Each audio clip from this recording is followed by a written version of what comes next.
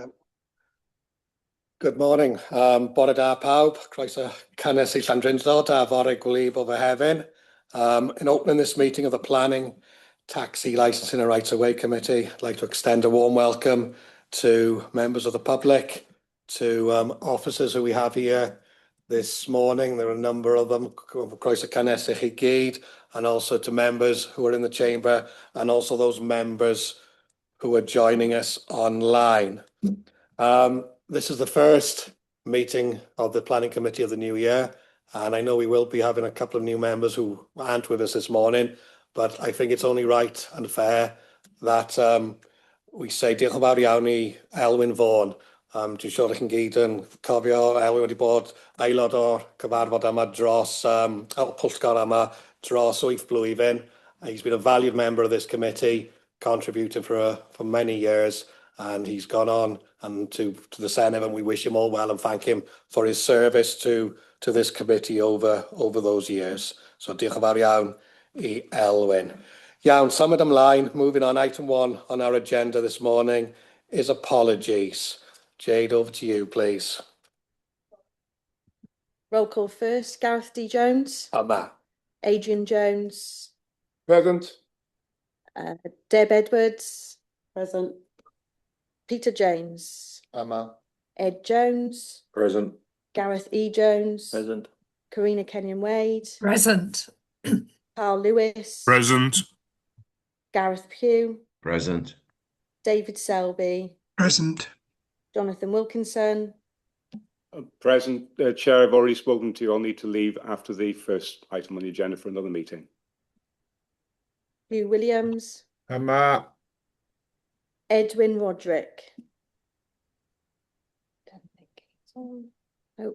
And then I've received apologies from Fleur France Morgans and Sean Cox. Chair, I got to leave at 11 for a short meeting. I'll step out and come back in as soon as I finish that meeting. Thank you, Councillor Ed. Thank you very much. Yeah, okay, moving on. Item number 2, minutes of the previous meeting. To authorise the chair to sign the minutes of the meeting held of this committee on the 16th of April and also the 21st of May. So I'll take the 16th of April first.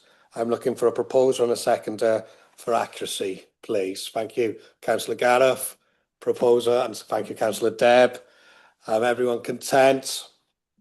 I'll take it by your silence that you are. So also looking for a proposer and a seconder, please, for the meeting held on the 21st of May 26. Thank you, Councillor Ed. Thank you, Councillor Gareth. Thank you very much. Right, just moving on now, item 3, declarations of interest. Before I do that, if members are comfortable, I'd like to request that we move the agenda slightly and that we bring forward item number 4.2 on the agenda and swap it with a 4.1. Councillor Jonathan, as he's already stated, wishes to leave after that. Is everyone content with that, please? I see by nodding heads, everyone is happy. Karina, is that to say that you're happy, or is that you wish to speak? No, sorry. I need to leave at 12:15. Sorry, just saying. Thank you very much. That's fine. Thank you, Karina. Good. So if everyone's comfortable with that, we will go on to the planning. Declarations of interest. To receive any declarations of interest from members relating to items to be considered on the agenda. No? Yes. I think you're under C, I think, Jonathan. Sorry. Okay. Yes, Gareth? Yeah, can I declare an interest on the third one, 5-1914-4? I used to be a trustee of the Brecon Trust, and I used to provide a monthly contribution to the running costs. So I will remove myself at that time. Thank you, Gareth. Thank you.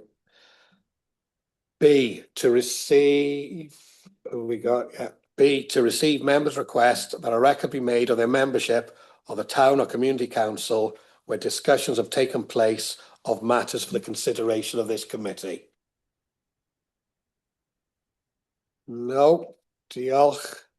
C, to receive declarations from members of the committee that they will be acting as local representative in respect of an individual application being considered by the committee. Yes, Chair. Yes, just to tell the committee that I'll be speaking as local member with respect to what's now the first item on the agenda, which is 25/1691/FUL land northwest of Hentlenbach Barn. Thank you, Councillor Jonathan. And finally, to note the details of members of the County Council who are not members of the committee who will be acting as a local representative in respect of an individual application being considered by this committee. He's not here, is he? But we do believe Councillor Pete Roberts is going to try to be here later on. And if he is unable to join us, he's got a statement that Rachel will be reading out. So we'll make a declaration on Councillor Pete's behalf, please. Iawn, pawb yn hapus, symud ymlaen, item 4, applications for consideration of the committee. 4.1, updates. Updates were distributed yesterday afternoon. Can I confirm that everyone has an opportunity to read those updates? I take it, I see nodding heads here and nobody indicating at home, so thank you. Moving on, we'll go to 4.3 first. 25/1691/FUL land northwest of Hentlenbach, Llangynnu. Taking us through this is Lorraine. Are you happy? Okay. So if you could take us through your presentation onto your recommendation. Thank you. I'll share my screen, but obviously I haven't.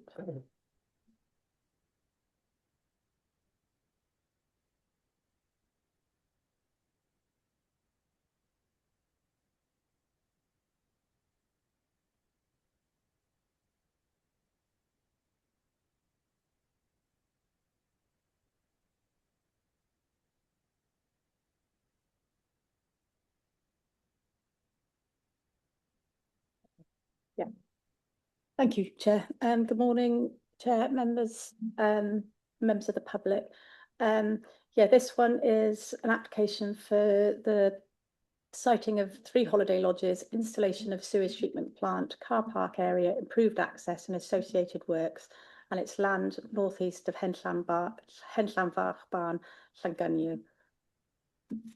And the call in front of committee has been due to the request from the local member.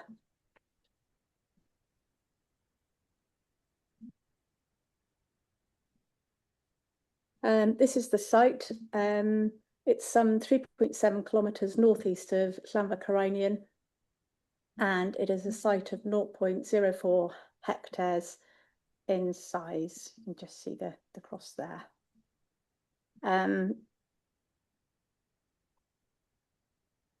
This is the site plan. The land rises to the south and the west. It's on the banks of the River Banwy and outside the floodplain from the rivers. Access will be through Hentlenbach Barn, and this road here is the U2406, and then you would either go north onto the C2124 or south onto the A458 trunk road. These dwellings here are not within the ownership of the applicant. This plan is slightly outdated, apologies, due to the update report. This drainage, this feature here is actually the drainage field that has now been moved to move it further away from the site boundary. This is the existing block plan. This feature here, apologies, is it shouldn't be there, so please ignore that. We have had an updated plan.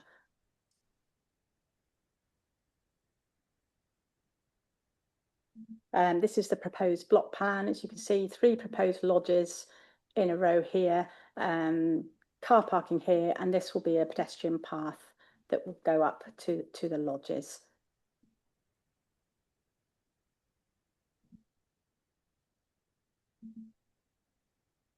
These are the 3 pods. They are relatively small, 8 metres in length, 4 metres in width, and height of 6 metres, and they're designed for just 1 or 2 people, and they will be clad in timber.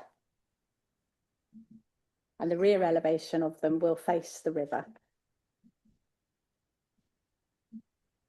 The access to the site will be via Henllan Fach Barn, and there is no objection from Highways, subject to conditions.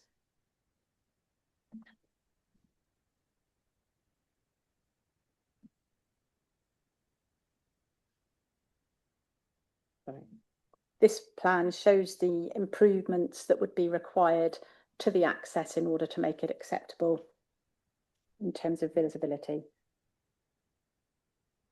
There are two biodiversity enhancement plans. This is the first one. You can see new tree planting there, which would help to screen the site from the south. And the second plan showing additional screening here.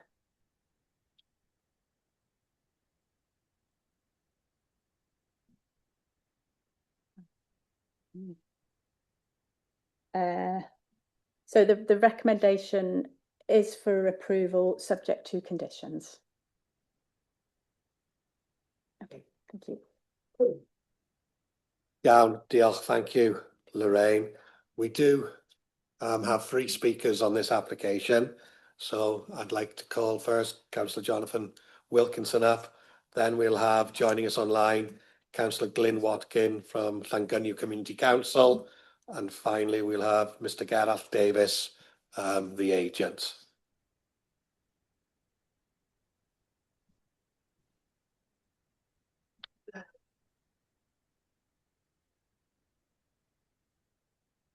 Councillor Jonathan, you have 5 minutes and time's yours when you're ready. Thank you, Chair, and thank you, members of the committee, for giving me the opportunity to speak on this application.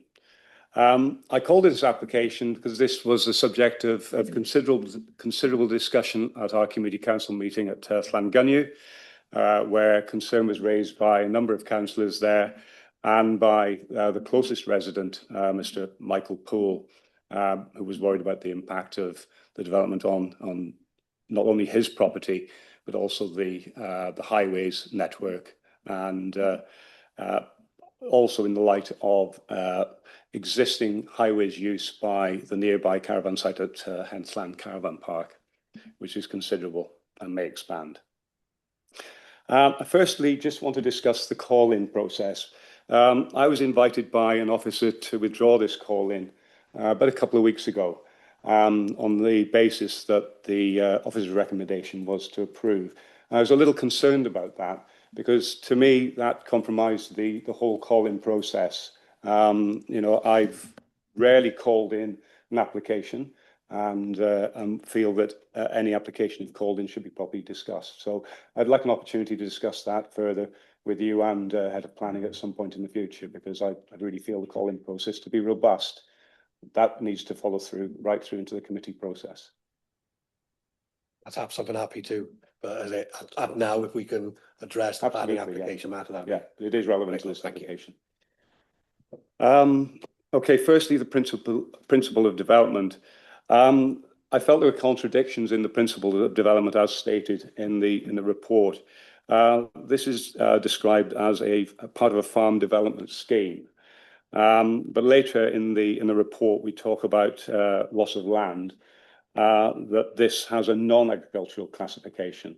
And I find that contradictory in how we could be considering this to be either a farm development scheme, but on a non-agricultural classification land. So if I could have some explanation about that from officers, that would be welcome.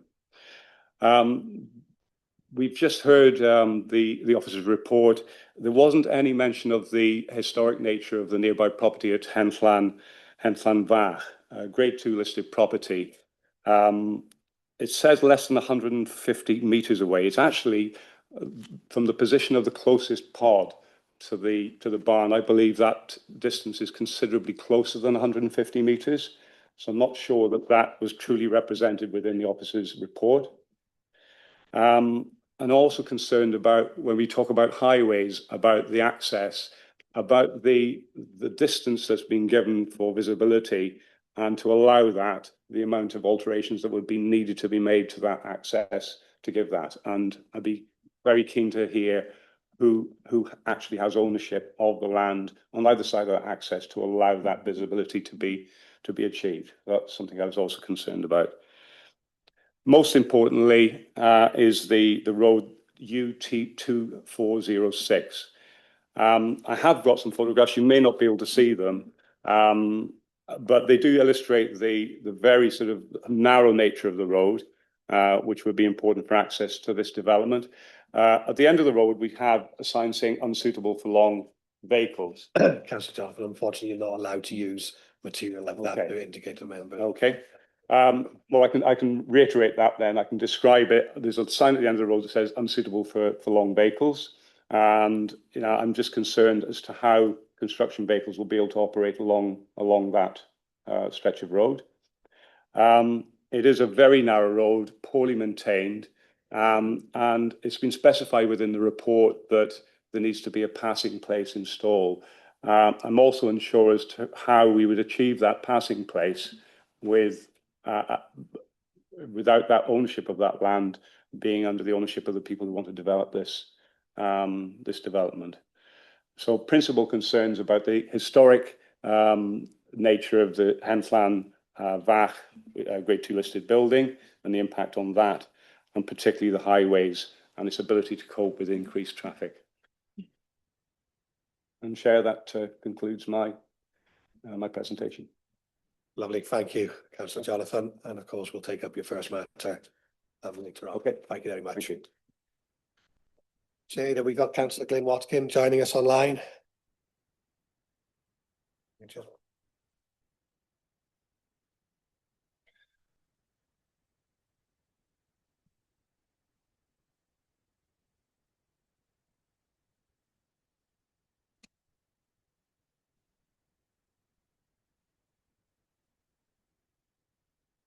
Councillor Glyn, can you hear me? Can you hear me now, Councillor? Mr. Chairman? Yes, I can hear you. Chairman. You have 5 minutes in which to address the committee, and the time's yours when you're ready. Thank you. Diolch fawr. Thank you, Mr. Chairman. Bore da, good morning.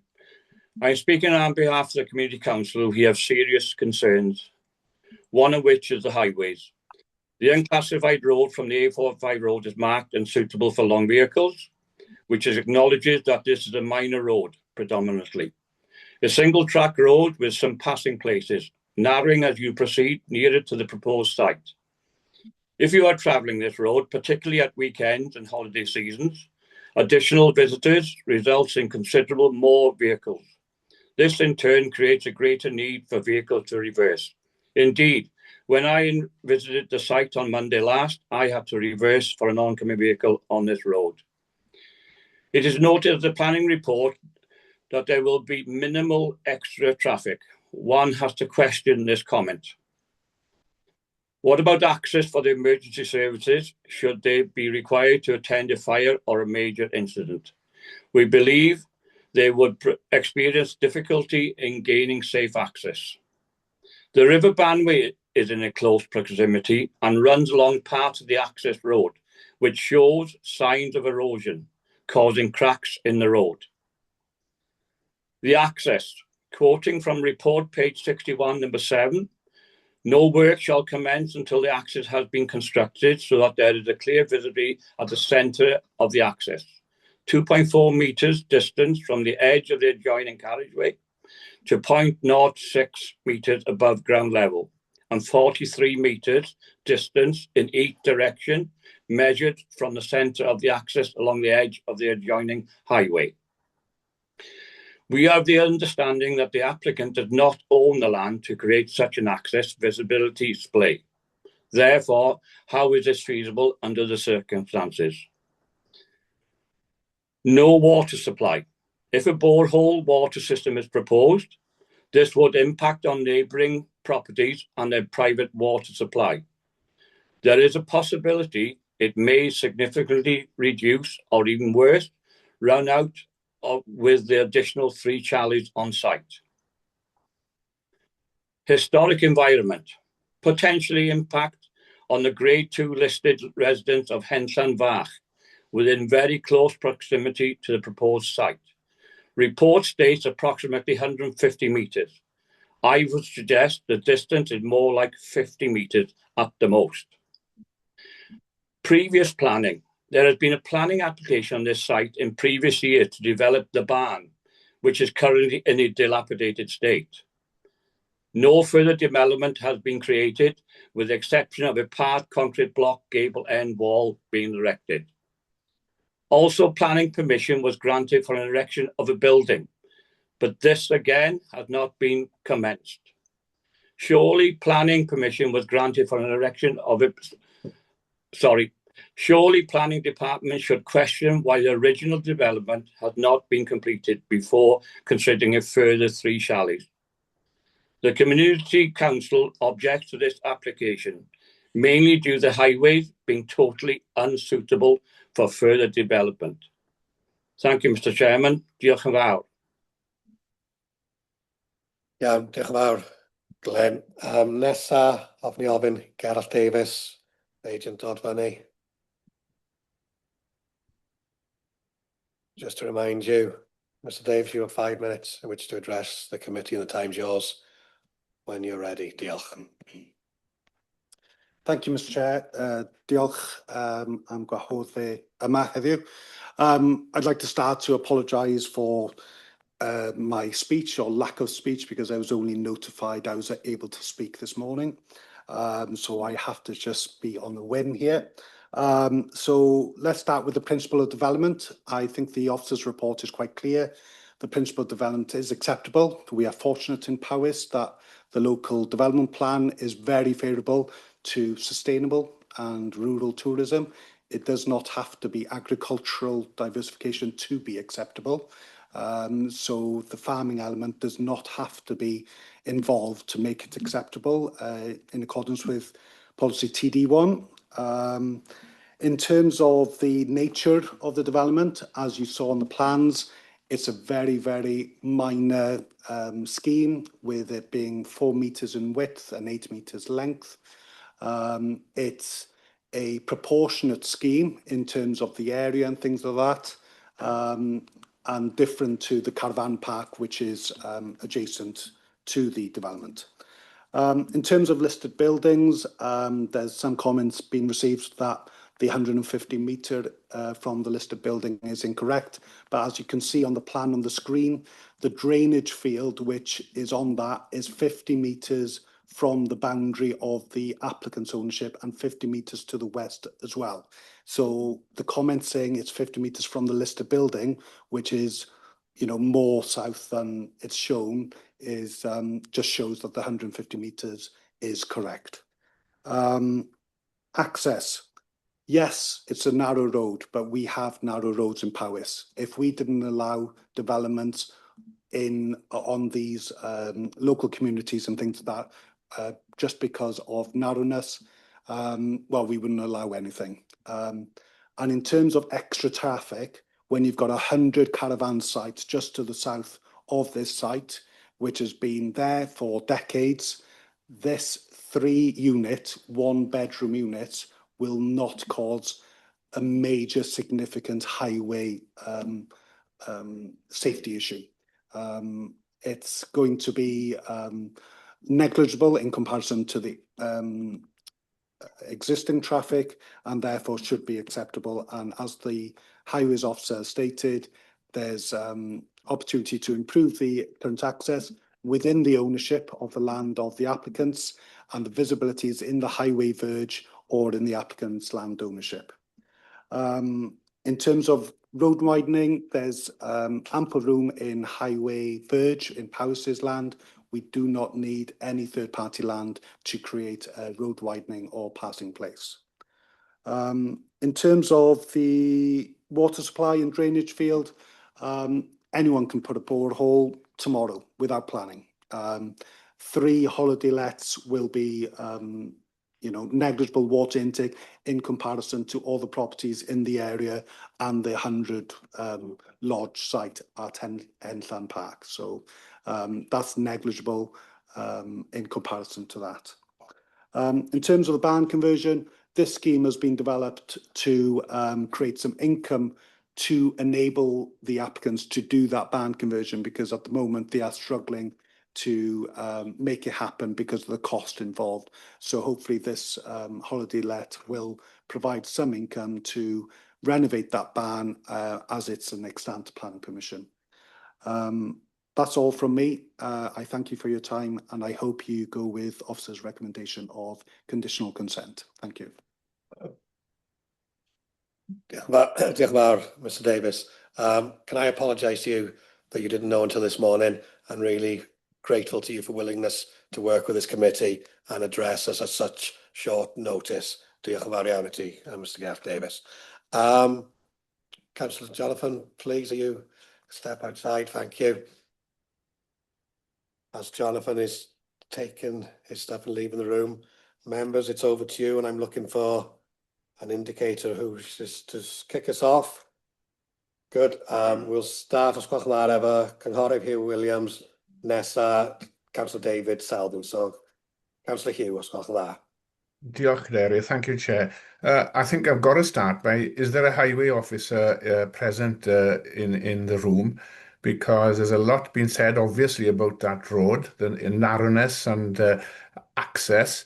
If there is, could they comment on, because the map that we've been given indicates that the splay goes through the corner of the barn. Now, is that just a slip of the pen, or is that the intention that the corner of the barn is demolished? What is the exact location of the caravan park, in that it is relevant if it has significant traffic access in it? As little as this is, allegedly, it will add to it. So what is the location of the caravan park? Because I do believe that it's relevant. And just a matter of fact, really, what is the distance between the car park and the pods? Shall we take first question first, Councillor Hugh? There is a yes, thank you, Chair. highways officer with us. Jason, who's taking this one, please. If you could address the visibility splay and the concerns of Councillor Hugh in relation to achieving that splay over the barn. Bore da, good morning, everybody.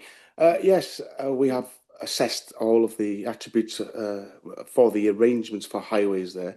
What we found, the prevailing traffic speeds were very low at roughly around 16 to 20 miles an hour. The visibility splay was enhanced by the proposals from the applicant to maximise the visibility by opening up the hedge lines, the verge and the corner of the building, providing an adequate enough and safety enough for the prevailing traffic speeds of that area. Thank you, Councillor Hugh. Does that? No, Chair, can I, in that case then, the plan, the drawing indicates that the corner of the barn is to be removed. Is that the case? Lorraine? Sorry. Oh, it doesn't in that one. Sorry. Yeah, that's rules. Yeah. It is. Sorry, I'll come in there. So yes, there is an existing barn where there's an indication for a corner to be removed, but that is as per shown on the location plan within the blue ownership of the applicant. Right, and confirming that case, and are the hedgerows or that land in the possession of the applicant that display can be accommodated within that area? Yes, I can't do Jason, can you put your light on? You switch it off. Sorry. Okay. Yes, I can confirm during my site visits, I measured up the splays from a distance of 2.4 metres back with the wheel, and the splay can be achieved with the conditions as set out in the highways plan and my report. Okay. And Chair, I will stop then, but where is this caravan park, please? And what's the distance between the car park and the pods? Yeah, we haven't got wider. MJ, can you switch your light off, please? Yeah, thank you. Lorraine, are you able? Yeah, yeah, that's it. Yeah, so the plan that's up there now, you can see the Red Cross is where the site is, and this is the caravan park below that. So this is obviously the trunk road.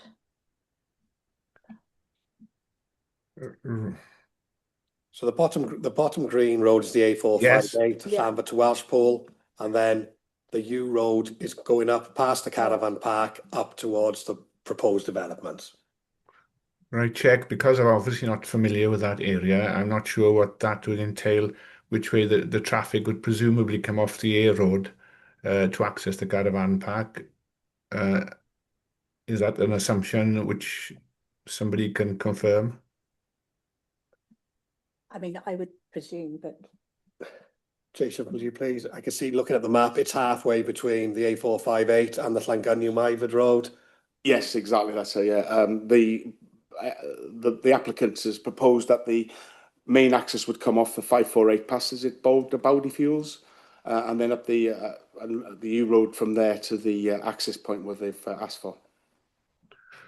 Okay, Chair, I can leave it there. I'm sorry to take so much time for other members, but I will Please, wait to see how the debate goes. And if you wish to come back, please indicate. Councillor David Selby, please. Thank you, Chair. I was going to make similar points to those that Councillor Hugh has just made. But the issue is that we all know these are Montgomeryshire lanes and extra traffic, but surely we shouldn't take account of the fact that there is a large caravan park very near to this particular development. And would highways then consider ensuring through traffic measures and signage that the access is off the main road rather than from the north down the smaller road? Would highways consider that?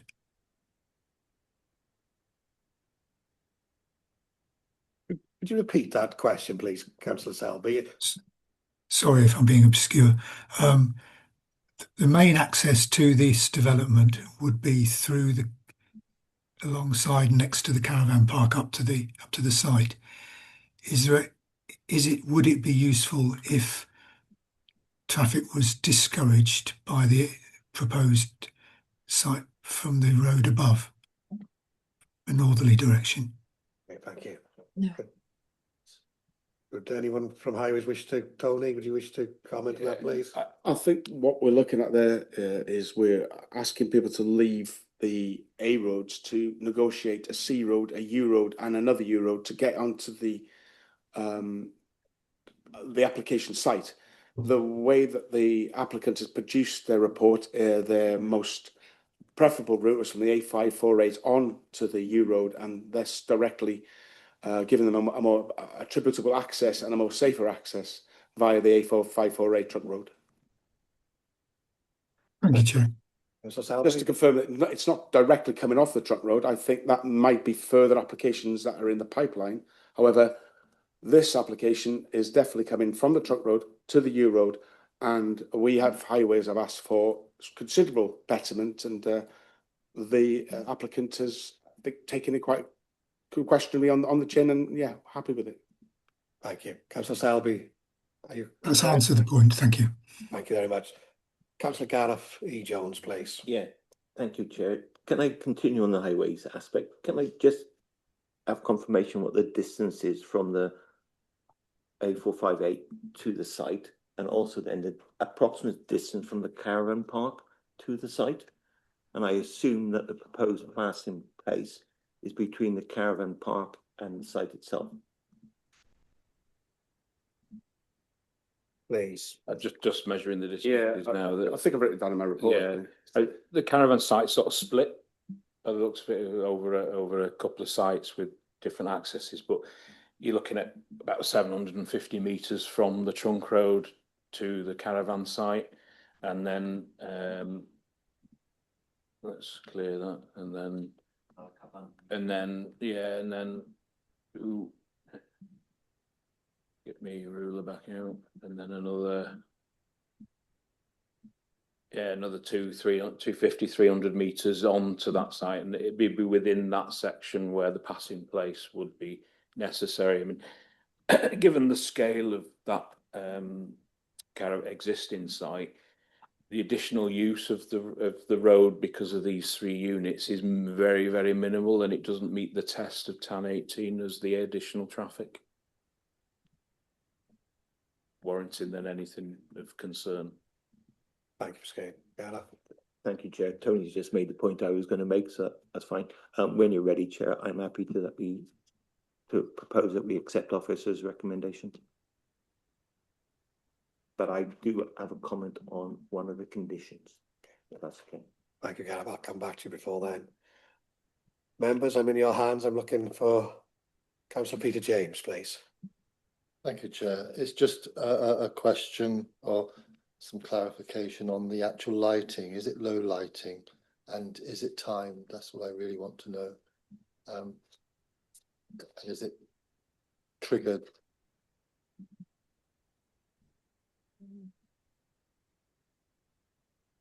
Just checking if we have a condition.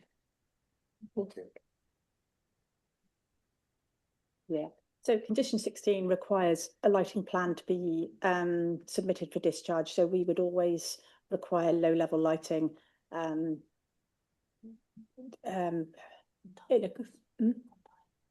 timers, yeah, downward facing. So we get control over that. Yeah, that's not special. Thank you. Good. Thank you, Councillor Peter. I have had a proposal to go off recommendation. I've not had a seconder. I've not seen any hands to indicate. Councillor Selby, please. Second.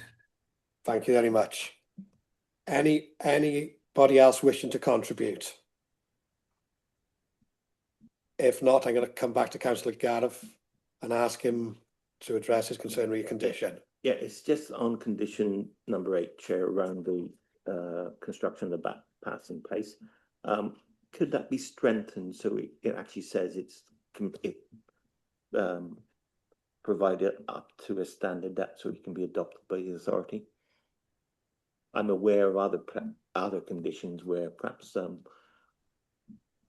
the occupants haven't, the people who got the planning permission haven't used their appropriate contractors to actually provide the passing places. I know it's quite strong there already, but I'm just wondering, should it be up to an adoptable standard?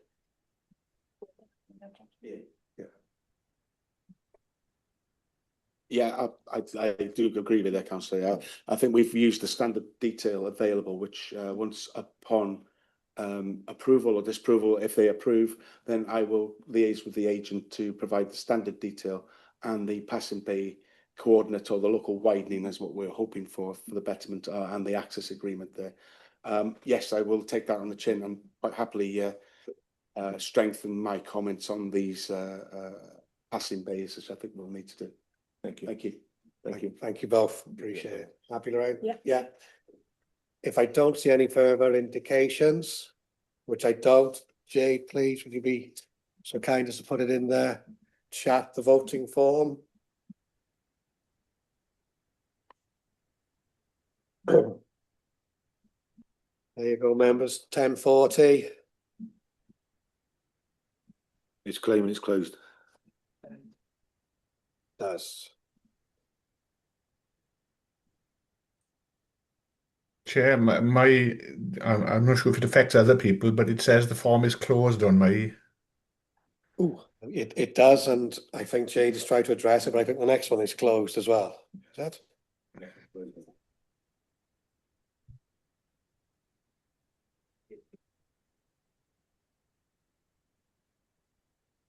Yes. Maybe we'll go for third time lucky.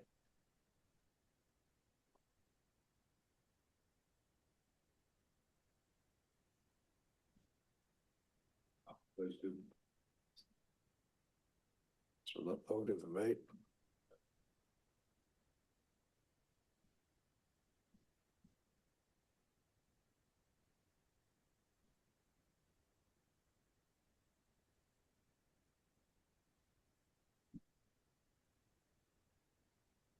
Apologies, everyone. We are having a slight technical difficulties.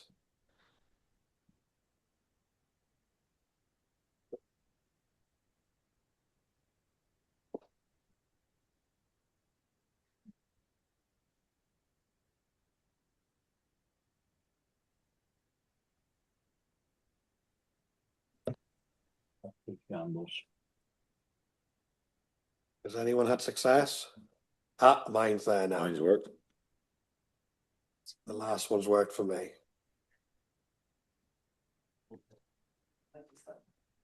I'll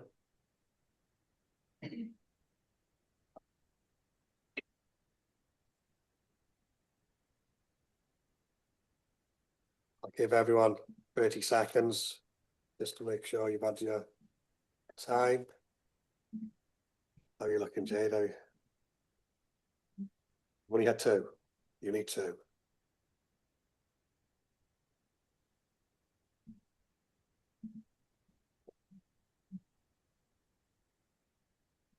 I'll close the vote now, please. Is anyone failed to vote? Chair, Councillor Gareth, please begin here. I failed to vote on that one. Rightio, Councillor Pugh. Are you happy to give it verbally or do you wish to email? No, verbal. Please. Yeah, in support. Thank you very much. And Councillor you. Ainsworth. I'm poor. Thank you. Jade, is that? Thank you.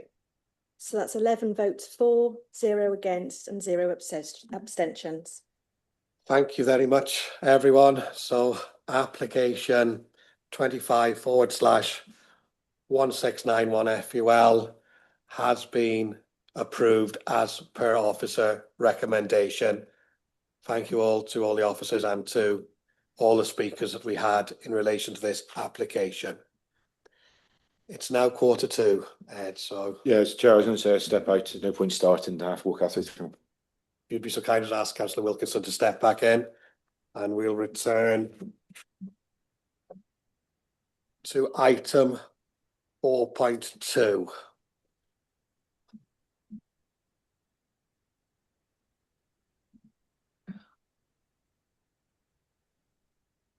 For those at home, we're just waiting for Councillor Wilkinson to come back into the room and then we will press on. He's not, he's going, isn't he? Yeah.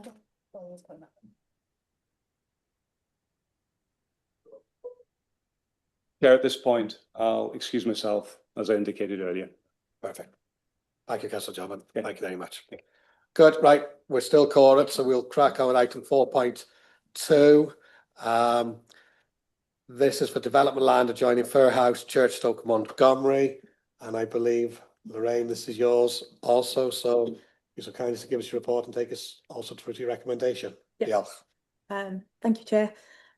Yes, this is a reserved matters application with the matters to be approved being appearance, landscaping, layout and scale.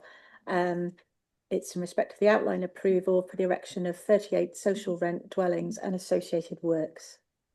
And the call-in is because Powys County Council are the applicant.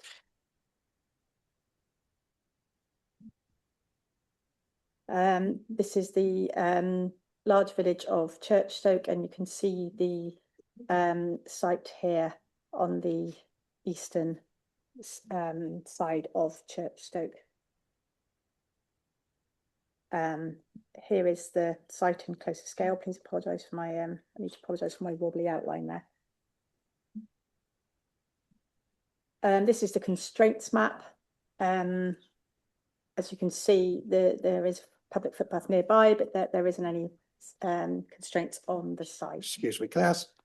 Be quiet, please. Thank you. Sorry, all right. Big pun, that's all. Here is the public highway the site leads on to. This is looking north and this is looking south. The site currently is agricultural pastoral land. Here on the left of the screen, behind that area is Fir House, an existing dwelling. Another one of the site, and swinging round towards the northern boundary where you can see these existing houses across the small brook to the north. This is a photo of the small brook which surrounds the outside of the south to the northern boundary. This is Fir House, which is in the north in the south of the site that I mentioned before. Now coming to the elevations plans, these properties is 38. They will be faced in red multi-brick with grey concrete roof tiles, grey windows and fascias, and are broken up by features and cedral panels throughout the scheme. This is the next elevations plans. They're all of a theme.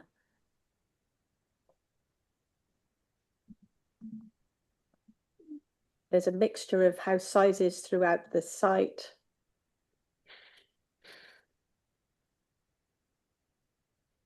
Or bungalows. This one, you can tell that the rear elevation of this dwelling here, plot number 1, looks slightly unusual. There were concerns, we raised concerns about the potential impact on privacy for Fir House, which was the house that's existing that we saw the photo of before. Because Fir House is higher in levels than these properties, and it wasn't, I think it was approximately 15.5 metres away from the rear elevation, we would normally require 21 metres distance in order to maintain that level of privacy. And what we didn't want would be for the occupants of this new dwelling to potentially have the occupants of Fir House looking into rear bedroom windows. We did feel that the levels were so that that wouldn't be the obvious angle. However, to be sure of this, the agents amended the plans, and we now have this, what would have been this bedroom window here is now on the side elevation, and we've removed that bedroom window. So this was the update report that you'll have received, which overcomes the condition that we did put on for opaque glazing. So that condition, due to the update report, would be removed, and we would have this window on the flank elevation instead. This is the site layout, just for clarity. This here is Fir House, and these are the dwellings we were just mentioning. And that was the direction of the windows we had concerns with. Okay, thank you, Chair.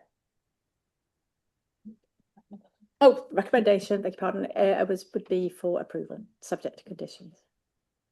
Good, thank you very much, Diolch yn fawr, Lorraine. We don't have any speakers on this application, so members, it's straight over to you for any questions. Everyone's gone shy. Gareth E. Jones, please. I've never been described as shy before. No. Can you just point on that plan there, which is number 1 and 2, the ones close to Fir House, is the one there? Okay. Yeah. Okay. Thank you. Just to say, Chair, as this is, we've already got outline planning, and we on this one. Can we? Can I say I'm happy to move when you're ready? But again, I've got a point and a recommendation. Okay. Thank you, Councillor Gareth. Councillor Hughes, was there? Thank you, Chair. There's a reference in the Community Council's response about 2 parking spaces on the opposite side of the road. Can those be indicated? And also there is an application for, or a suggestion, or a 106 agreement for a play area, which I believe in the application has been agreed. What is the location of that, and is it finalised? Yeah, I should have perhaps made that clearer. The original, in the outline, the play scheme was going to be via a commuted sum that would be given to the community council to improve other play schemes in the area.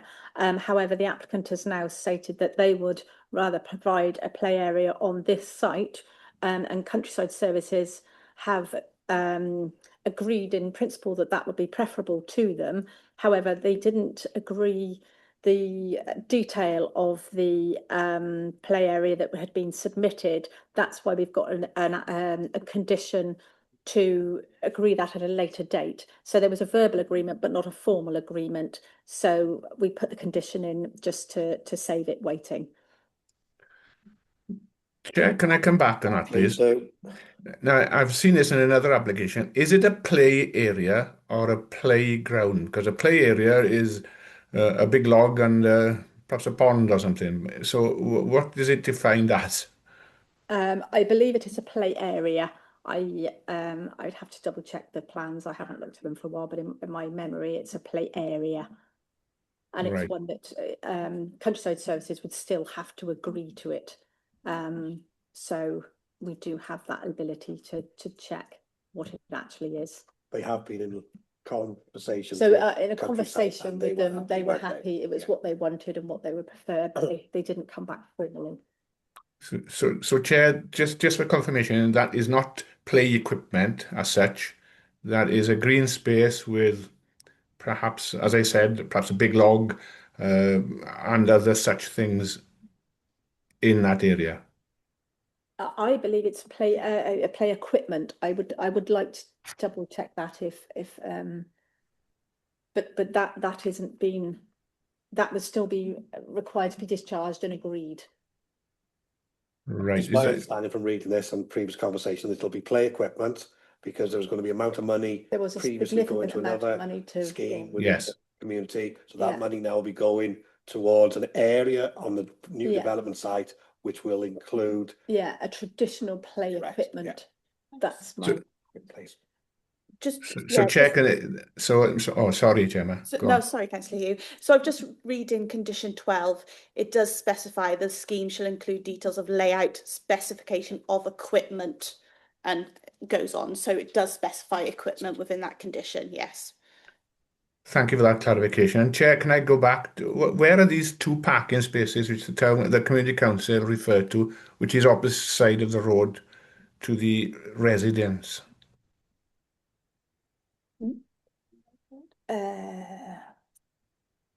Let's go back to.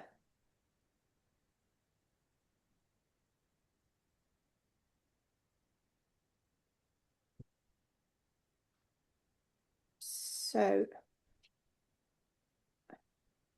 when I read that, I took that to be, sorry, going back again, to be these parking spaces here reversing onto this road. So I would probably defer to Highways for their opinion about that. That's what I read it as being on the internal layout road. This here. Is anyone from Highways able to shed some light, please? Yeah, we are looking at the parking bays. I presume are the ones as you enter the site on the right-hand side with the properties.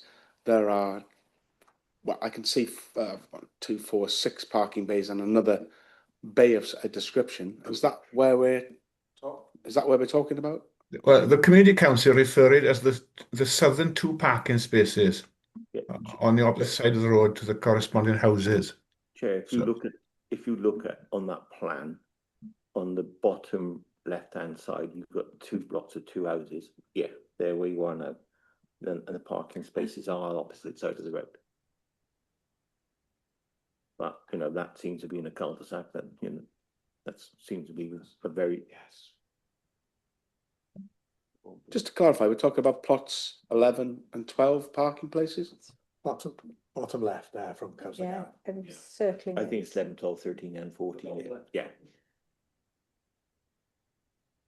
It appears that there's a private highways arrangement. There's an adoptive line there. If you look, that the highway will become a private highway from the boundary of plot 11 and 12 and 10 and 9.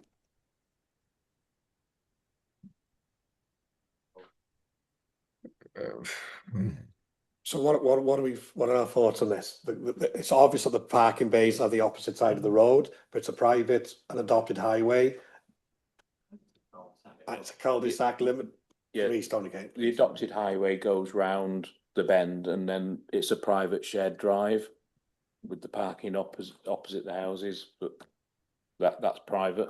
You know, the required parking for the properties will be sufficiently catered for, albeit it's not by the property, it's opposite, but it's a private drive. Can I ask, is that common practice on developments that you see throughout Powys? Yes, it is common practice where they have a private road with no more than 5 dwellings, as attributed to a private drive off a adopted road. It's quite a normal appreciation of land and dedicated by the developer.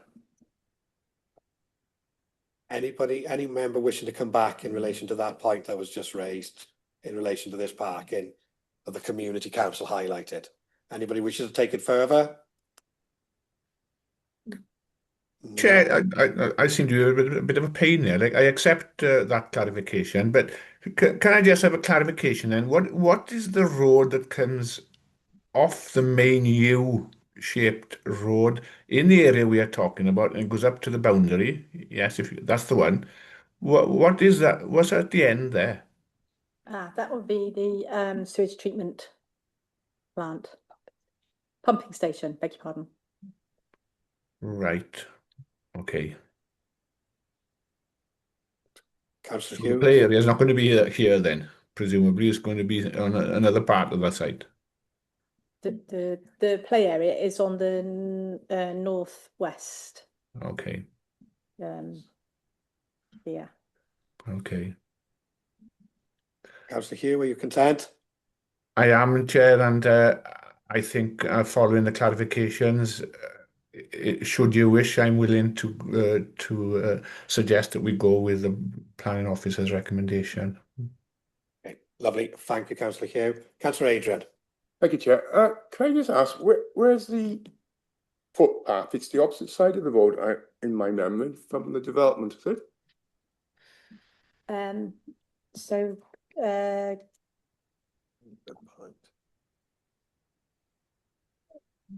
yeah, so the current pavement is across the road. However, there will be a pedestrian route along this side of the road, which would sort of link each end of the estate, if you like. But no crossing provided to get to the footpath on the other side? No. Okay, I just find it a bit strange that It's what, sorry? I think it joins the footpath, yeah, at the northern end, but there isn't one at the eastern end. Yes, I can confirm that, but from a highways perspective, Active Travel have provided an agreement for a linking up of the footways.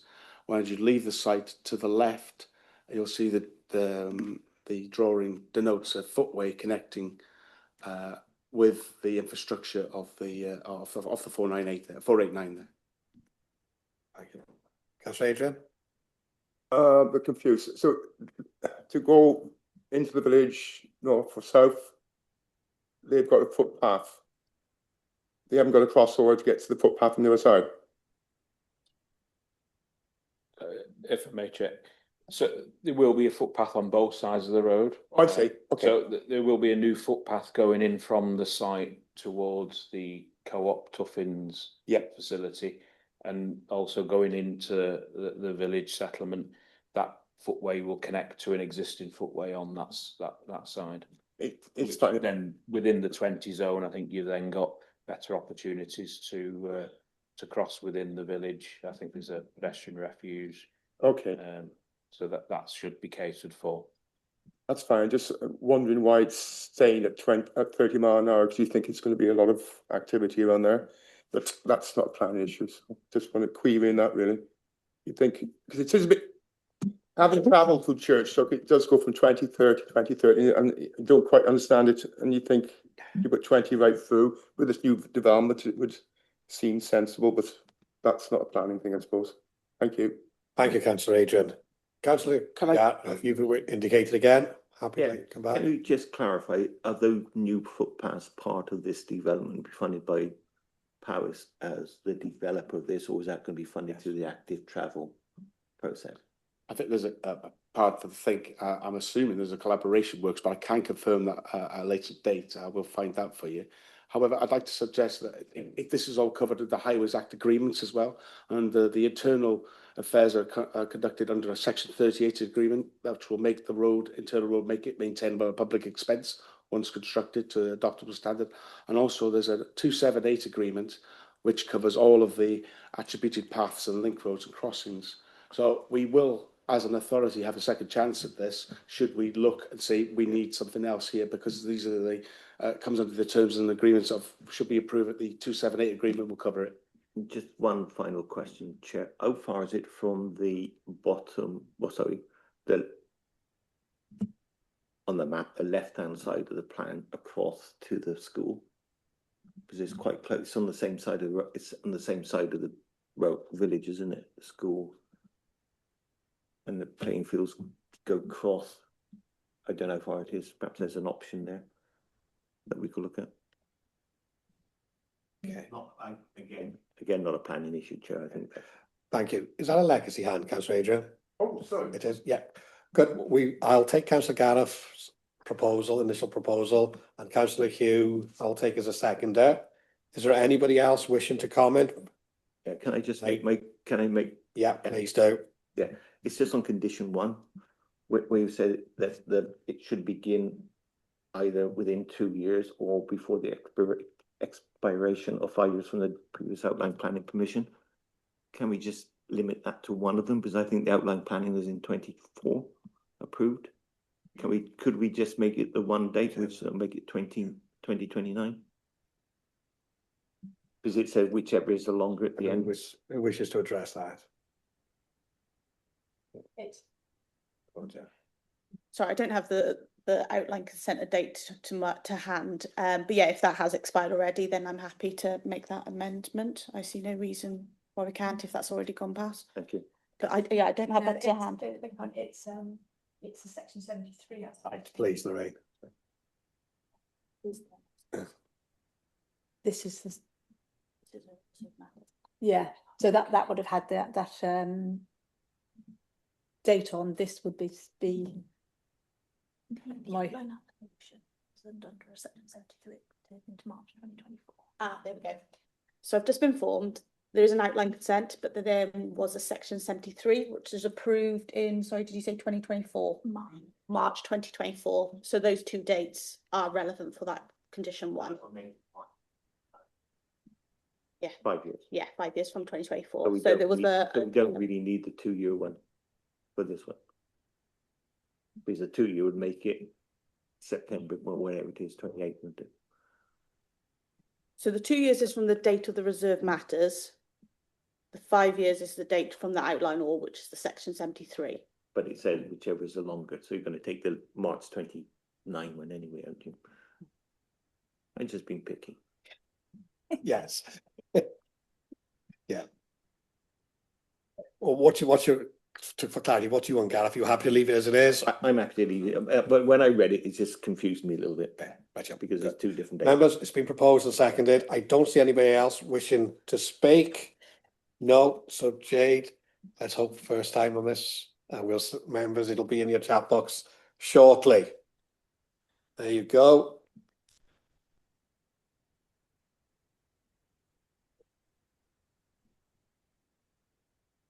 Success.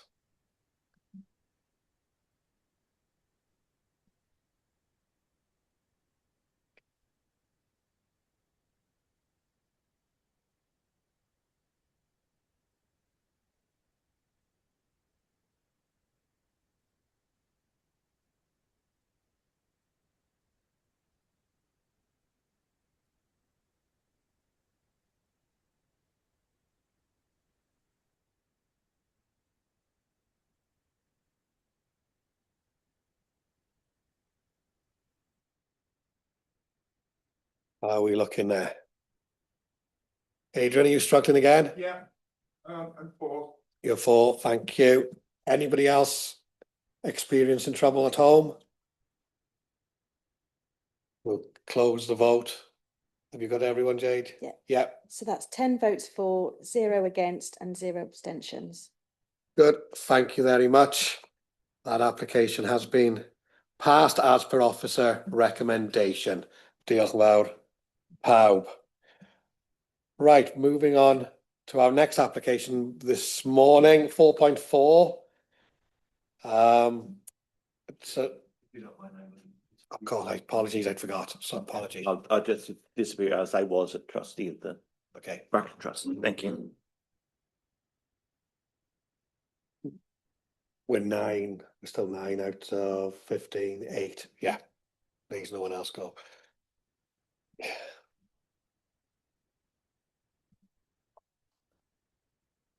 Right, thank you, Councillor Gareth. Yeah, item 4.4, erection of 3 dwellings and all associated works. Bracken Trust, Kemlleys Lane, Llandrindod. Rhian, I believe this is yours. So please kind of take us through to your recommendation. Thank you. Thank you, Chair, and good morning, members. So the application site is indicated with the approximate yellow circle on the screen now. It's within Llandrindod Wells, located to the rear of the Bracken Trust Centre, with residential properties to the east, south and west. There are also further residential properties to the north beyond the centre. The application would see the creation of a new vehicular access east of these sites' existing access and the erection of 3 dwellings on the site outlined in red on this plan.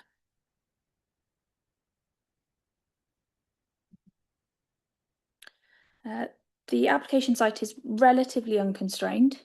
Off-site, there is a public right-of-way to the west, shown with the black dashed line on the map. There are also some ecological designations within the wider area, though as outlined in the report, the development is not considered to impact upon these.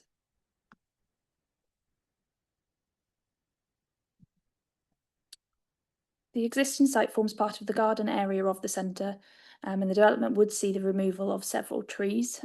These are identified in red on the existing block plan shown here. Trees to be retained, which are primarily around the boundary of the development area, are in green.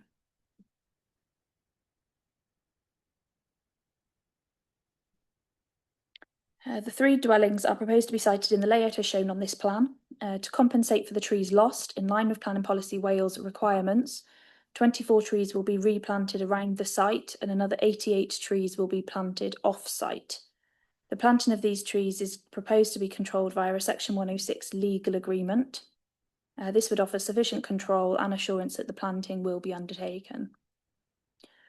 Drainage details have been confirmed as being acceptable in principle for planning purposes by the Powys Land Drainage team and will undergo further scrutiny through the SAB application process. As outlined within the circulated report, the density of the proposal is under the LDP policy requirements. It is also under the policy requirements of Future Wales. However, noting the characteristics of the site and the desire to retain as many trees on site as possible, the development is considered to offer a suitable compromise. The application does include the creation of the new access, which can be seen to the top of the plan, and Powys Highways are satisfied that suitable conditions can be attached to any consent, which would ensure that that's a compliant access. The proposed dwellings consist of 2 4-bed properties and 1 3-bed property. The plans for these will now be shown, commencing with plot 1 on screen now. And plot 2.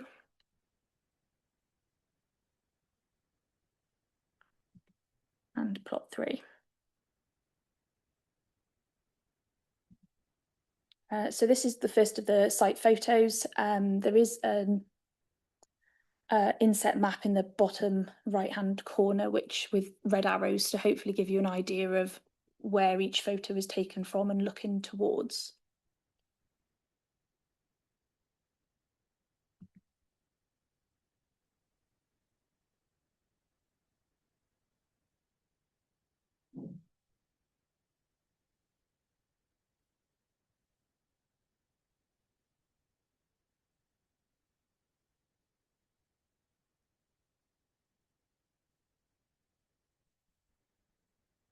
This photo is looking from around the area of plot 2, looking back towards the Bracken Trust Centre.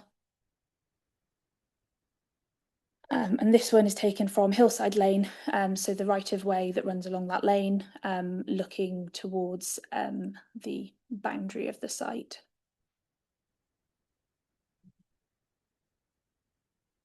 And then internal to the site, looking towards where the entrance will be.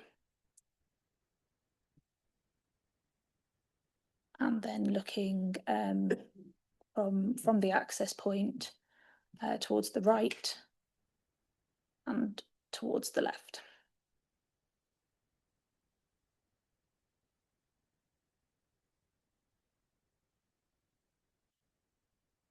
So for the reasons outlined in the report, the application is recommended for approval subject to a Section 106 legal agreement. It is further recommended that this be delegated to the Chair, Vice Chair and Professional Lead to allow for the drafting, consultation and signing of such agreement. Thank you, Chair. Yeah, and thank you, Rhian. Members, we do have 2 speakers in relation to this application. However, I don't think Councillor Peat has been able to join us. Jay, has he? Councillor Peat has had a long-standing hospital appointment and wasn't able to get out of it. He was hoping to join online, but he has left a statement to be read out by Rachel, which we've agreed to. So, Rachel, please. Thank you, Chair. Firstly, my apologies for not being with you today, as I have a long-standing medical appointment that could not be rearranged. Turning to the application, I find myself torn between what is right for the charity and what is right for the wider community, and how both sit in the context of planning law. Or perhaps put another way, I am supportive of the right type of development on this site, but I don't think this is the right type. My initial call-in letter, I highlighted a number of areas where the detail was lacking, and I give credit to the applicant for filling in some of those holes. For example, the commitment to swift and sparrow boxes is a positive biodiversity enhancement and something other developers will, I hope, follow in future. I also welcome the more detailed information about the compensatory planting, though I echo the ecologist's request for a Section 106 agreement lasting 10 years to secure the delivery of this commitment. There is, however, no consideration of the impact on other mammals, with badgers now noted by locals as foraging across the wider site, but the hedgehog's routes are positive. I also welcome the commitments on drainage, but I remain unconvinced about the capacity of the land to absorb the levels of runoff that will be generated. And while noting the main road will be protected by conditions if approved, the same cannot be said for Hillside Lane, whose open ditch and piping setup is already struggling with severe weather events. If approved, I would urge the committee to give some additional protection for this area too. The access onto the main road still gives me cause for concern. Highway officers in their statements are satisfied about the access based on it falling within a 20-mile-per-hour limit. And given this is the legal speed limit, I recognise that is the basis on which they must work. While actual speeds in this area are untested, personal experience and observation suggests that the slope of the roads at this point means they are often higher, so the risk remains, and I ask councillors to consider this in their discussions. My main concerns, however, remain the plot themselves. In this respect, there have been no material changes to the plans, and all my original comments in my call-in letters still remain. Officers will point out to you that the density is below the urban limits. However, it is significantly denser than the surrounding area. However, this is not a town centre location. At this point on Kevin-Fleece Lane, the older properties are starting to be dominated by single-storey or dormer bungalows. The infill housing laid back from the main road is present, but on significantly larger plots. Even then, bungalows are more common. This type of executive housing is present on the Gorse Farm, Kevin Morpher Estate, but at a significantly lower density. For example, the proposed development extend very close in size to that of 63 and 64 Gorse Farm, to which it abuts, but there only 2 properties have been built. As such, I would argue that a development of 2 and not 3 properties is more in keeping with the wider character of this part of town. And had that been the proposal, I would most likely have raised concerns rather than request a call-in. The technical assessment of the properties deals with the issues of visual impact and overlooking the adjoining properties, and here I accept officers' comments that the privacy rights of residents in respect of planning law have been met. However, I find the layout of the non-built areas of the plans problematic from a nature perspective. While the applicant is providing generous compensation for the trees that will be removing, they are leaving gardens behind that are significantly compromised in their usage for family purposes by 2 belts of trees graded as C2 in the tree survey. Scaling off the plans, the canopy of these belts occupies somewhere between 50 and 75% of the back garden space. To my mind, this seriously limits the available outdoor space for what is being developed as family homes. Indeed, 3 of the new trees will be planted within plot 3, further constraining this property, and as I assume these will be conditioned, will place a burden on the new owner. Looking wider, it is difficult to see anything other than the removal of many of the trees in the G39 and G38 groups, as new owners seek to have gardens that are in keeping with the size of the house. As such, the question has to be considered as to the desirability for a nature perspective of removing trees in G39 and the non-native conifers in G38, with additional planting at Tina Wine as part of the initial development. So in summary, both I and local residents have significant concerns about the consequences of this proposal. Most, like myself, accept that from a purely planning perspective, this is an appropriate site for infill development. However, we would argue that the site is better suited to a 2-property solution with a focus on the dormer bungalow approach, for which there is significant demand within the town. I would therefore ask the committee to give serious consideration to rejecting this proposal to facilitate a 2-plot application to come forward instead. Diolch, thank you, Rachel, and thank you, Councillor Pate. Jade, have we managed to get the agent, Mr. Ian Price, online? Mr. Price, can you hear us?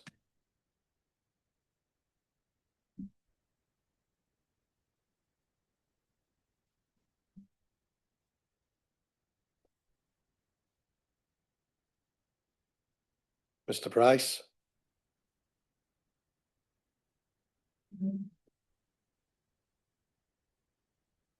We will give them a few 30 seconds or so.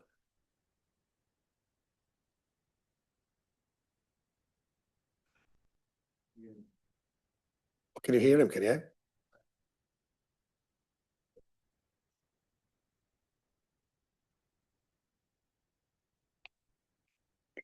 Where are we up to, Jade?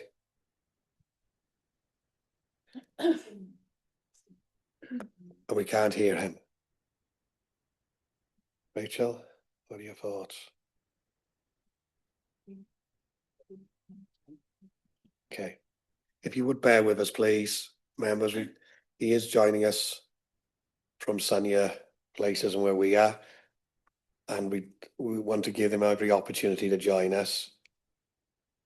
However, I must say it's disappointing that nobody is here representing him and the trust.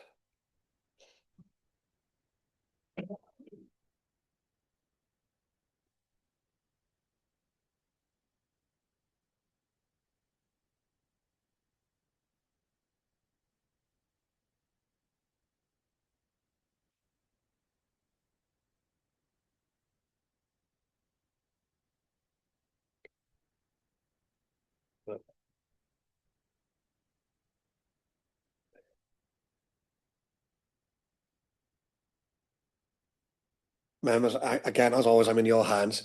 He isn't joining us. He has sent us a statement, but speaking to Rachel and getting some advice, if we start allowing agents to read out statements, we'll have nobody here in person. So I'll be honest, I'm reluctant to accept his statement because for those reasons. But I am looking to see if everyone is in agreement with that, or is there anybody with strong views that they wish the statement to be read out? Totally in your hands.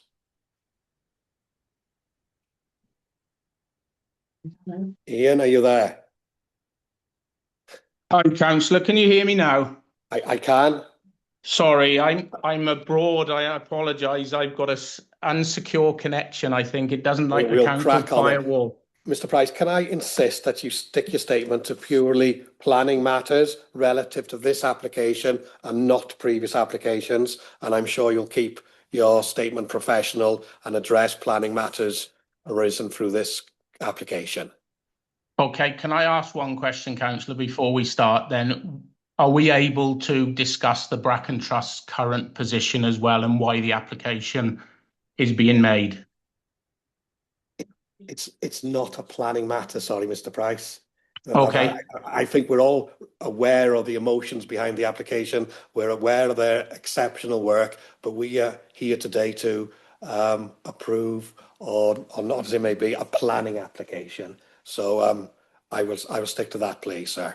Okay, that's absolutely fine then. So commencing, what we basically want to say is the planning officers have recommended refusal. The Highway Authority, NRW, the council ecologist and the environmental protections have all had no objections. And the Community Council, Llandrindod Council, also supported the scheme.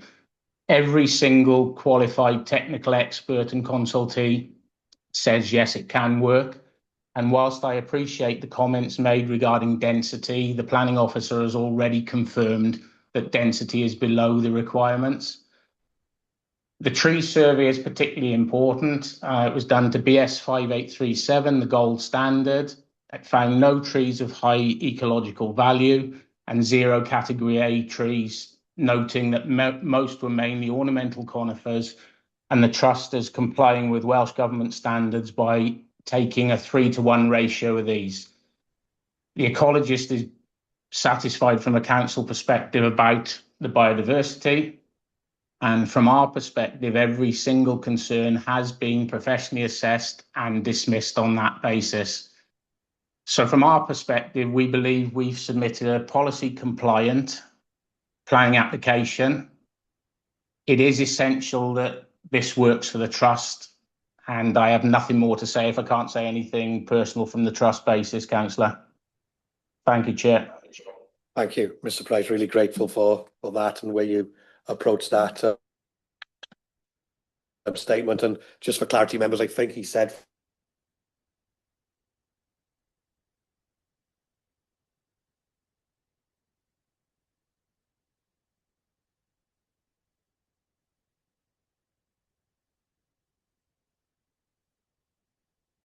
a hand to indicate the first member wishing to speak.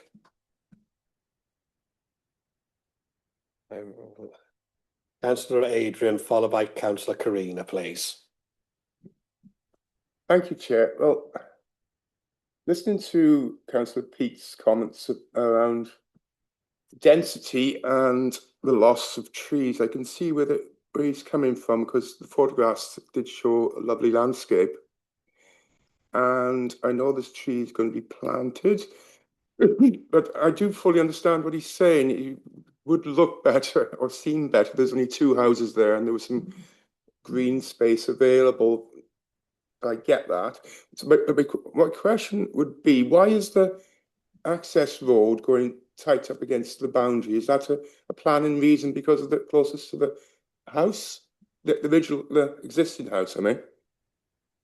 Because that would, if it was more to the one side, there'd be more opportunity to plant more trees to replace on the boundary. Is there a reason? So that is the plan that has been submitted by the developers as part of the application. I would clarify though that in the area between, so the existing building on that site is the centre. Yeah. And between the centre and where they're proposing the access road is already got a lot of shrubs and vegetation there. So I believe it's in an attempt to avoid that area and take it outside of that. But there is tree planting as shown on this plan in that area as well, as part of the 24 replacement trees going on site. Okay, thank you. Thank you, Councillor Adrian. Councillor Karina, please. Thanks very much. I was going to ask about the sort of belt of trees that we've got at the bottom of these three plots. And I thought the reason for having these was to connect with a wildlife area. Is that the case? A Gorse Farm Wildlife Trust or?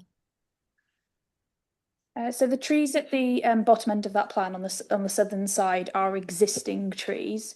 The darker sort of circles are the proposed trees, which are more located around the access and the boundary there. What I meant was the existing trees are retained, not only for, they're good in themselves, but isn't there a wildlife area on Gorse Farm which they connect and enhance? Aren't they important for that reason? We're lucky that we got an environment ecology officer with us. So I've got your name. So please, sorry, my apologies, please. Thank you, Chair. Yeah, so they are leaving them the belt of trees just for purely connectivity, to retain a connectivity that Gorse Farm. How, once, say, these three plots were sold off, how would those trees be sort of looked after, preserved? So we've asked for a 10-year LEMP, which is a management plan to retain them trees for 10 years. There is nothing really stopping anyone from felling them trees because it's on private land, unless we secure a TPO or something like that on them.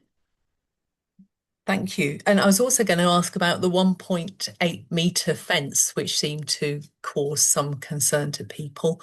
I understand that every 5 metres there's a little hole where hedgehogs can go through or whatever. But I think it's a visual thing, this 1.8 metre fence. Could it be pointed out where it goes, please, to me? Certainly, Rhian. So the 1.8 metre fence follows the on the plan. It's I don't think you're going to be able to see it, I'm afraid. There's a sort of to the north side of the belt of trees is where it's proposed at the moment. Oh, sorry. With the as it's been submitted is that the belt of trees would be transferred in ownership to the neighbouring properties. We cannot secure that because obviously that's separate legal ownership.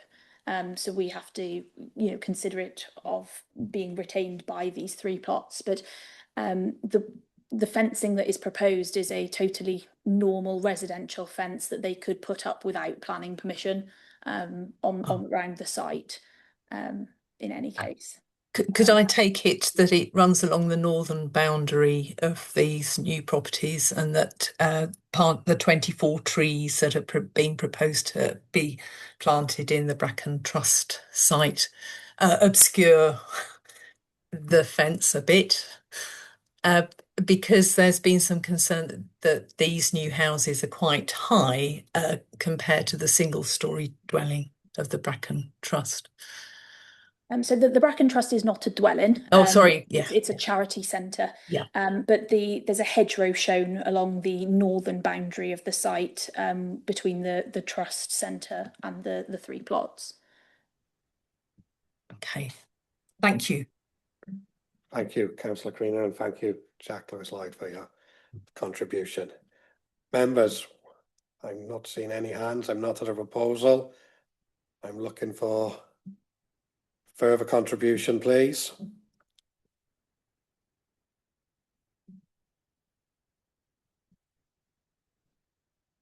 A very eerie silence.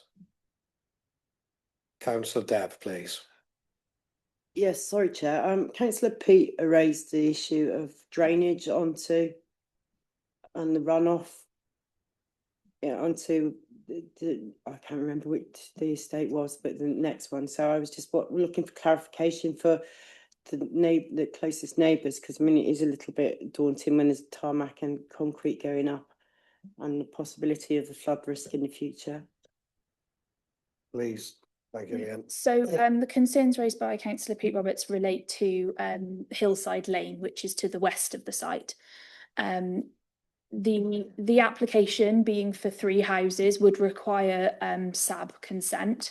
So from the land drainage team, they have been consulted as part of this application, and they are satisfied that for planning purposes, the drainage details that have been submitted at this time satisfy the planning requirements. If the application were to proceed further, then they would need to go through that separate consenting regime, which would scrutinise the drainage details further by the land drainage team. Thank you, Councillor Deb. Well, Councillor Creaner, please. I just wondered if it could be stipulated that the approach could be somehow permeable. In the recommendation. That would be done under the SAB consent, Okay. and we can't duplicate powers. Thank you.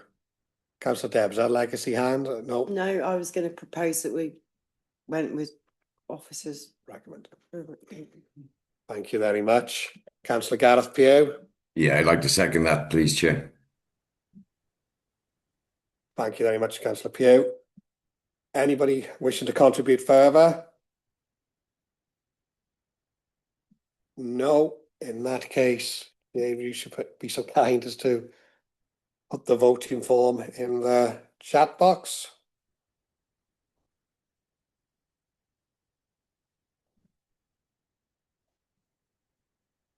There you go. 11:34.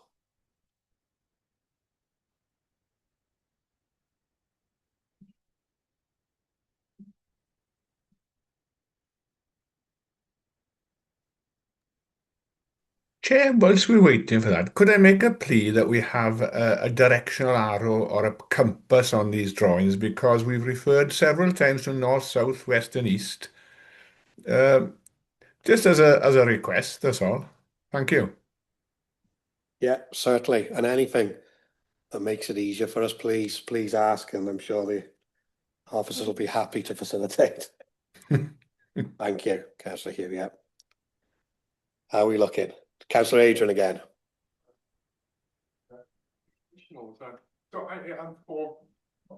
Thank you. And that's everyone? Yeah. Vote closed. So thank you. So that's 8 votes for, 0 against and 1 abstention. Good. Thank you very much, Jade. So that's application 25/1914/FUL has been approved as per officer recommendation. Again, thank you to all the speakers and thank you to all the officers as well for their contribution and here this morning. And that does conclude the planning part of our meeting this morning. Nevertheless, we have got 3 more items on our agenda. So we'll go on to taxi and other licensing. I'll just give members a couple of seconds as they leave the chamber. Item number 5, declaration of interest. To receive any declarations of interest from members relating to the following items on the agenda. Anyone wishing to declare? Councillor Deb. Chair, sorry, I should have done this earlier, shouldn't I work for a company that does taxi licenses, and so do I probably have to leave the room, won't I? Yeah, I thought I did. Yeah, because of the fees, isn't it? No. Yeah, there's no voting. No, just receive it. Yes, it's information. Yeah. I think we're happy for you to stay, Deb, but you've put your declaration in and it's noted. Thank you. Any further ones? No, thank you. Item 6, minutes of the taxi licensing subcommittees to authorise the chair presiding the taxi licence subcommittee held on the 18th of May 2026 to sign the minutes as a true and correct record. The councillors in attendance were Councillor Peter James and the chair, Councillor Deb Edwards and Councillor Dave Selby. Are you, the 3 of you, happy, Councillor? Yeah. Councillor Selby, are you content? Oop. Yes, Chair. Councillor Selby? Yeah. Are you happy with the minutes? take it as a yes. We've got 2, so that's good.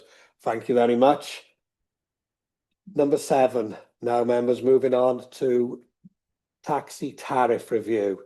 This is on page 143 to 146 of your reports pack. Natalie can't be with us today, can she, to present? But Tom I can't see Tom here, is he? I am here, Chair, Oh, yes. perfect, Tom. Thank you. Welcome to you. And if you'd be so kind to take us through this, we'd be grateful. Yep. So obviously the report that you've received is 2 parts. We'll cover the proposed increase to taxi Hackney carriage fare rates. As the Chair previously mentioned, it's simply for advice at this point. A full report will be going to the Cabinet in the coming weeks. It's just to let the committee know. So the first part is that we intend to propose an increase to the Hackney carriage fees, as they haven't been increased since 2022.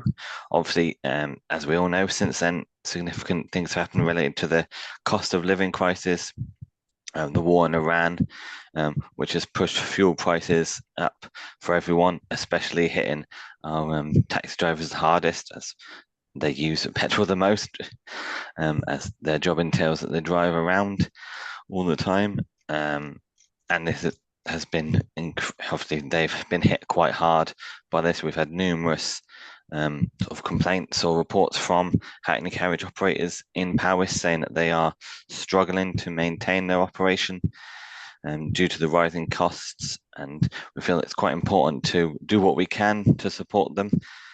Given obviously Powys is a fairly rural county, we have a lot of people that rely on Hackney carriages to get out and about, especially in the more rural areas. Currently, we are relatively low, especially in Wales as a total. We are 17th out of 22 in terms of what we charge for fees. It's currently £6 for every 2 miles. And I believe the lowest is Wrexham at £5.60, so we're currently only 40p higher than the cheapest, and obviously they're much more metropolitan. Are going up all the way up to £7.60, which is a Conway currently charge. Likewise, with neighbouring authorities, there's obviously Shropshire, Swansea, Ceredigion and Herefordshire all charging more than us, with obviously Wrexham again being the only one below. So the proposed fee increase is to be in line with inflation, which is currently 17% increase on the tariff, so it would go up by approximately 35p a mile, up to £5 rather than the £4.60 that is currently at. And likewise, there are subsequent increases for the nighttime rate and the tariffs that are charged on special events such as New Year's Eve, Christmas, and which again is similarly a 13% increase. Sorry, 17% increase for the night rate, and then a 13% increase for the special events rate, or tariff 3, which is for Christmas and New Year's Eve. We believe that these increases, obviously, they're in line with inflation. They should help support the taxi trade without putting too much of an onerous burden on the people that use the taxis.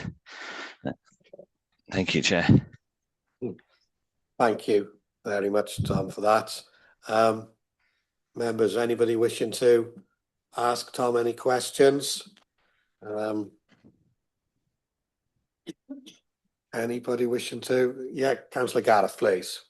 Yeah, can I just ask why the waiting times, etc., where it's a charge per minute, why they've increased by such a high percentage?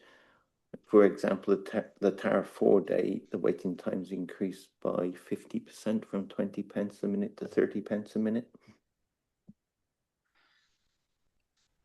Tom, yeah. Obviously, yes. So the waiting times, obviously, when, for example, taxi operators take someone to the shops, and obviously they wait to then take them home. The increase, obviously, it is a large increase from, as I say, when you say 50%, but given it's only a 10%, 10p increase, the rate was relatively low comparative to other authorities. So bringing it up to only 30p a minute is still in line with relative inflation and only a 10p increase, whereas I understand the percentage looks quite large. So you've got information around what other authorities are charging for distances. Do you have any information what they're charging for the waiting times? I don't, I'm afraid, Councillor, but I'm sure we could obtain information and provide it to you at a later date. Gareth, happy? No. No. If they're going to provide the information at a later date, we're not in a position to make the decision. Yeah. If I could just come in, that this report is for information at this stage. It is currently a decision by the executive body, so it will go to cabinet for discussion. But the essence of this report is effectively the proposal is that the decision will come under the remit of this committee if there's an amendment to the constitution. So at present it is with cabinet, and there'll be the opportunity for that information at that stage. But at the moment, we're just to note this report that potentially is going to come this way next time for decision making. And that's under 2.3 of this report. Yeah, under 2.1, it says it's going to be published in the press. So can we have the timeline of the process? Because I assume these figures will then go into the press. They will receive comments. What's the reporting mechanism after those comments have been received?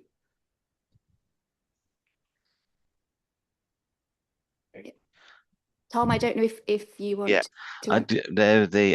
So as you know, is once the has been presented, it will then be published in a local newspaper for a period of 14 days for to allow for any for public inspection, for any comments to be made. So then there is a period of public consultation when anyone can comment on the proposed increase. Those comments will be with you for consideration.